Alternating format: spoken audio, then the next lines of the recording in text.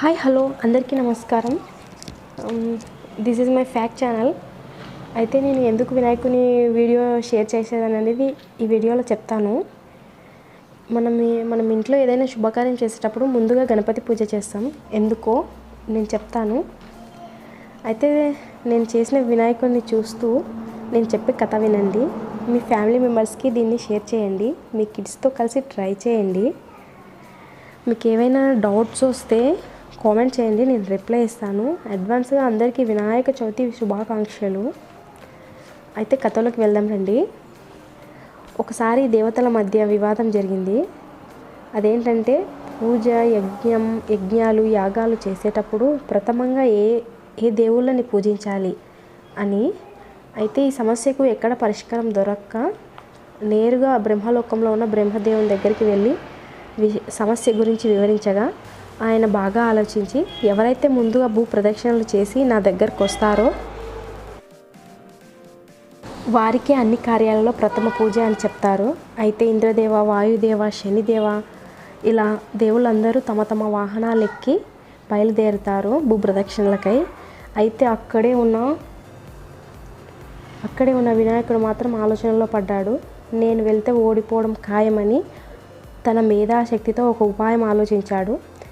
నేరుగా కైలాస పర్వతాన్ని చేరుకొని అక్కడ ఉన్న పార్వతీ పరమేశ్వరులకు నమస్కరించి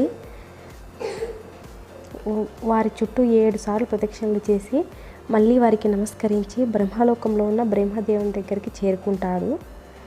ఇక్కడ దేవతలు కూడా ప్రదక్షిణలు చేసి బ్రహ్మలోకానికి వస్తారు.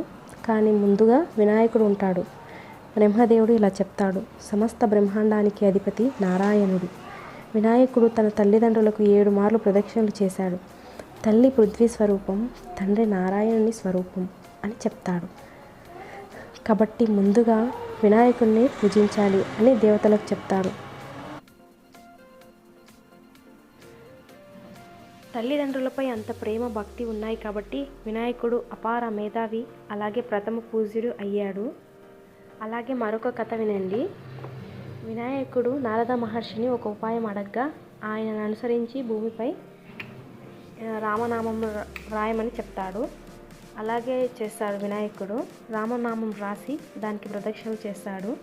అలా వినాయకుడు ప్రథమ పూజ్యుడు అయ్యాడు. అలాగే నేను ఒక క్వశ్చన్ అడుగుతాను, దానికి మీకు ఆన్సర్ తెలిస్తే నాకు కామెంట్ చేయండి. ఏమంటే మహాభారతం ఉంది కదా, మహాభారతాన్ని ఎవరు రాశారో తెలుసా? వ్యాస మహర్షి అలాగే వినాయకుడు రాశారు. ఈ మహాభారతాన్ని రాయడానికి ఎంత టైం పట్టిందో నాకు కామెంట్ చేయండి, తెలిసిన వాళ్ళు. అలాగే తెలియని వాళ్ళు కూడా కామెంట్ చేయండి, నేను రిప్లై ఇస్తాను. నేను ఈ వీడియో ఫస్ట్ టైం నా వీడియోని చూస్తున్న వాళ్ళు ప్లీజ్ అందరూ కామెంట్ చేయండి, లైక్ చేయండి, షేర్ చేయండి. ప్రతి ఒక్కరు సబ్స్క్రైబ్ చేసుకోండి ప్లీజ్.